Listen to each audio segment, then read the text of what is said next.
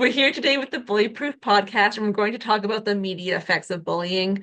There's lots of things we can be looking at so that parents, teachers, and really any adult caregiver can help spot some of these first signs of bullying that kids might be experiencing. But I mean, quite honestly, these are things that can be affecting adults too, so that we can be looking out for this, even though we'll be focusing mostly on kids today. We do have just before we get into this, a blog post all about this too. So I'll pop that in the show notes so that if you're interested in reading a bit more about this, you can hop on over there and check it out. So I figured the first one we could talk about today was the emotional effects of bullying and how it affects kids. I think we often think about physical effects, so I wanted to start a little bit more on the emotional ones, and we can get into physical a little bit later because these things can start affecting kids right away.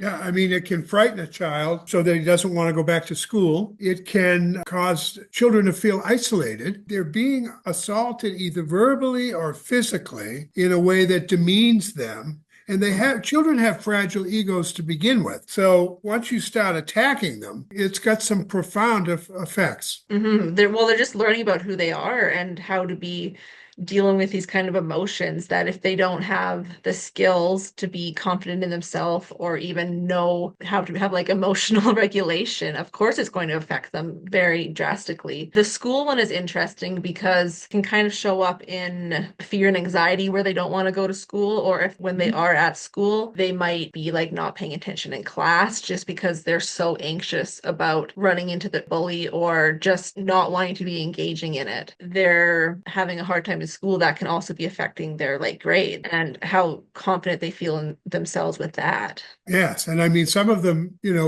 lash out at home when they hmm go home because they're angry that they've been violated and they hmm don't quite know what to do about it, hmm and they're frightened. Usually they're pretty well frightened, so lash out at friends and family, and that's a tell that something's going on. By lashing out at other people, they could potentially become kind of a bully themselves. Right.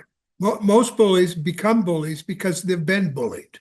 hmm And it all deflects back to the fight or flight. Humans have that. I mean, animals display it, but humans still have that instinct. So when the fear is that deep, they'll either lash out and fight you or they'll run away. And a lot of victims feel shame when they've been bullied because they're not quite sure how their parents are going to react to that. hmm Are they supposed to allow themselves to be bullied? hmm But they feel terrible about it, and many of them blame themselves. Well, it's my fault. I look stupid, or it's my fault. I'm clumsy, or I've got braces. Which is heartbreaking. It's really heartbreaking that they think they're bringing it on themselves when that's not true at all. No, Which agreed. is why it's so important to feel comfortable as a parent talking to kids about this and not making them like feel bad about it, Right. because that's just not, they're just not going to talk to you about it if that's what's happening. You No, need to be able no. to have a very like open conversation with them where they can feel safe to come to you. Yeah. I think parents have to be active listeners. They have to affirm the feelings of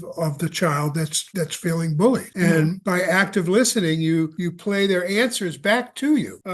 Johnny was mean to me. Well, how was Johnny mean to you? And there you can start bringing it all out. But parents have to, pay. I'm sure parents want to pay attention, but this is an issue where they have to pay attention. It is. And it goes into having more than just yes, no conversations with your kids too. I mean, if you're coming home and just saying, "Oh, how was your day?" and they say good, that's Yeah. just ends the conversation. It's just done. And some naturally do that anyway. Both of Yeah. my boys did that. How's school? Good. So going back into this too, there can be a lot of kind of sadness and hopelessness too kids can be feeling Hmm. from this because again they're feeling isolated and just don't know what to do about that, and that sadness can turn, if they're feeling they're not being helped or no one's really noticing what's happening, that can very easily turn into hopelessness. Yes. And I mean, children have very little power to begin with. When they're being assaulted like that, like they would be through physical or verbal bullying, it makes them feel helpless. Mhm. And that's why it behooves a parent to really closely listen. Mhm. And teachers, I mean, there can be many different Teachers. adults in these situations that can be helping with that, but definitely parents are very important to it. Yes. And I think they're the best advocate because a lot of times guidance counselors see 30 kids a day, teachers managing 25 kids. You know, what a child may report may not be taken seriously. But when a parent shows up, it adds a little more head. Yeah, So they really care about their kids. yes. Yeah, it makes perfect sense. Yeah. Yep. Okay, so some of the physical effects, obviously with bullying, we often think of if kids are being beat up, so very overt physical effects, but there's some other things too that they might be displaying.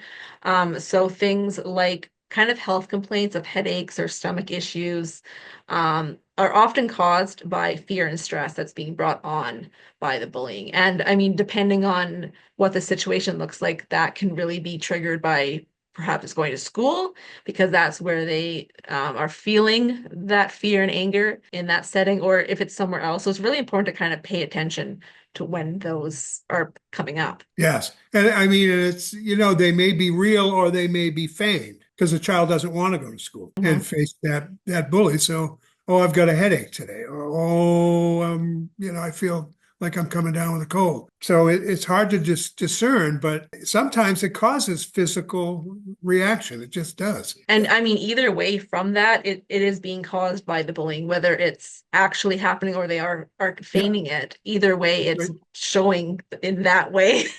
Yes. That's how it manifests. Yes. Yeah, exactly. Another one can be sleep problems. Just their mind might be racing and they're just can't fall asleep, having and being really tired because they're not sleeping. That's a pretty clear one. Yes. And that, of course, changes, how healthy they feel. It changes how much energy they have. It changes how they behave. So, Well, it even goes into the first one. If you're not getting enough sleep, you're more likely to have some terrible headaches yes, and more yes, likely to get sick. So it kind of all just yep, works together. Also, changes in appetite is another big one on either end of that. If suddenly they're eating a whole bunch, that can be kind of a way to cope with the feelings of again fear and anxiety to cope with that. Or on the opposite side of that, if they stop eating or have a yes, very low appetite. right. No, that's very concerning. These are all real physical manifestations of bullying. And obviously the last one, visible injuries. Yeah, That's if they're being physically bullied, obviously like scrapes, yeah. bruises, that kind of thing. But I think most people are already pretty aware of look out for those things. Yes, yes. I think most bullying starts as verbal. What we've been talking about, the effects would be caused by verbal bullying.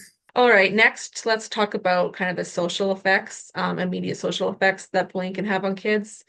A big one is being withdrawn from friends. They might stop going to social activities with their friends for a couple of reasons. They might be feeling rejected, especially if it is their friends that are doing the bullying. They won't want to be around them. Another reason they don't want their friends to get pulled into it. So then they just kind of isolate themselves. And they don't want to be bullied by their friends because if they Mhm. share that they've been bullied, they might be mocked. Yeah, and that's a real problem because now you're talking about how they look at themselves, and that begins to manifest social problems. So Absolutely. Well, I mean, for example, say they used to love soccer. They used to yes, absolutely love soccer and they were having a great time with it, but suddenly the bullying is starting to make them not want to go. They're going to start feeling bad because they used to love that activity and can no longer do it or don't want to do it anymore.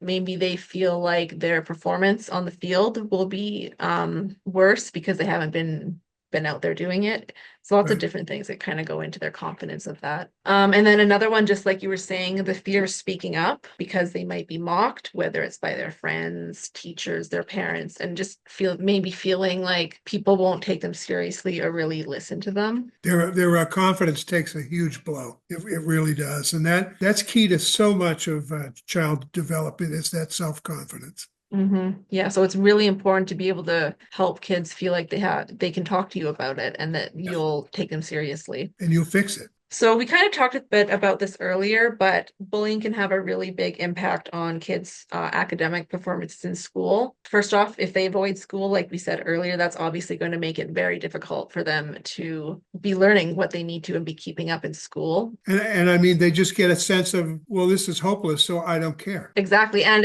as they're avoiding school or they're having trouble concentrating in class, and if they're seeing their grades go down, they just might be starting to feel like that, like, oh, it doesn't matter. So why Yeah. should I even try? Yeah, the apathy starts to set in. And it's so important with these declining grades, and they see it universally. That's a lifelong problem when you think about it. If you don't address it over a relatively short period of time, these children go on to become maladjusted adolescents, maladjusted young adults, don't get the good jobs that they could have. I mean, it's a lifelong Mhm. potential problem. Oh, absolutely. Well, even any of these things we've been talking about, while they show up in the very short term and pretty Yeah. quickly when bullying starts, these have lifelong effects Yeah. on you. Yeah. Unless you directly confront it and address it properly to the child's satisfaction. Which it's so important. It is not Yeah. just some childhood doesn't No. matter problem. It's so important to address it properly. There are definitely things you can be doing. It's very important that they actually feel safe talking to you. So let them share without fear or judgment. Do active listening, like you were talking about, Gary. And then you can also be working with the teachers in schools and having direct conversations with them to see what they're noticing in school. Because obviously, if you're not having conversations with them, you only have your child's side of that. So it's important to be able to see what the teachers are noticing in the school as well. So you can start having more conversation with them. We also have some curriculum that can help you out with this, which is wonderful. Yes. So I think the one that would work, or some of the ones that would work best for this would be the 12 Ways to Walk Away, because that one gives kids 12 different tools that they can be using in different bullying situations. And I would also add, I think guidance counselors in its schools, if they're brought to the forefront of this, can help too, because some children may actually need counseling. I think our 12 ways is great, and I think you need to try them. But if you don't get success with them, then you seek counseling. But I'm fairly confident these work. Absolutely. They can even be used in tandem. If guidance counselors brought in some of these programs into their schools, then they could be teaching kids these different basically tools and strategies they can be using to help prevent and get out of bullying situations in different ways. And then while also, if they need counseling or therapy, they can be doing it at the same time. And then I think you have to, document it well. Whether it's you as a parent kind of keeping track of that or schools are doing it, you need to be aware of what level this is at so that you can help your child see that you're actually wanting to make a difference. Because if you're aware of kind of how often it's happening, then you can see if there's tangible changes being made. And you begin to get into this idea of an assertive response, like, no, stop, or you just walk away and you don't want anything to do with it. And that's gained through self-confidence, which is by practicing the 12 ways to walk away. So, Absolutely. And it's stopping that just fight or flight response so that kids have more options than just either fighting or running away. It's giving them a lot of different ways they can building their confidence in dealing with these situations. yeah, and I mean, I continue to recommend, just a small martial arts course because it instills confidence. It gets directly to the fight or flight. So it gives even if it's just learning blocking skills, it gives the child enough of an edge to slow that fear down, to slow that fight or flight response down so that they can think their way through this. Which is really all of this is about having them actually think and being able to take a moment, pause, and decide on what their next action is going to be instead of just kind of blindly, instinctively reacting to it. Which actually we do have a course that helps with that, Yes, we do.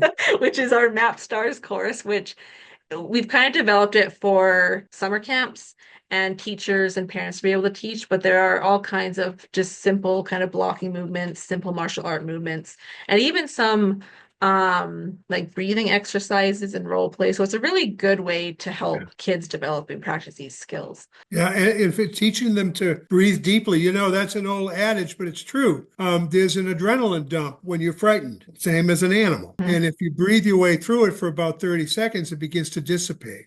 And so you don't have that anxious response. So Mhm. there's a lot of merit behind the old saying, take a deep breath. There really is. Yeah, there really is. You can think so much more clearly.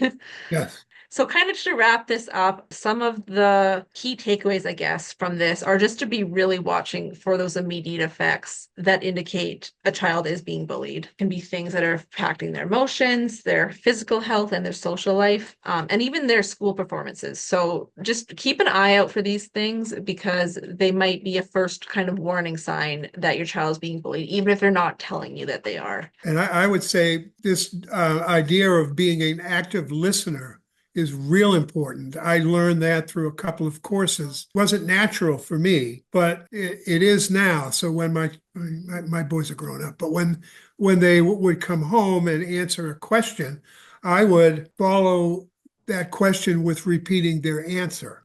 It was a good day at school. It was a good day. Oh, what happened to make it a good day? And so you Yeah, you it get the really just dialogue. gets that Yes, conversation going, if they're giving you one word answers. yes, right. Which they do. Yeah, kids do love to do that, Yes, especially teenagers. yes. Oh, yeah. Yeah. So I think that the real takeaway from this week, what we would like you to be doing is just talk with your kids this week. Try to get a conversation with them going. Help them feel like that you are a safe and trusted place that they can come if they're having any problems and can talk. Even not even just problems, just talk with them about their day, good things, bad things, just so they can have that open dialogue together. And you can learn more by joining our weekly bullying course to get the tools and the strategies that will support your kids. Yeah, that's a great one because we send just very small actionable things every week so you can really learn about bullying and get those tools. It's a great resource. I think it's just very important that we all remember that by acting quickly, we can really make a big impact on kids' lives. It's not something just to brush aside and forget about. It impacts an entire life. So the sooner we can act on it, the sooner we can help them.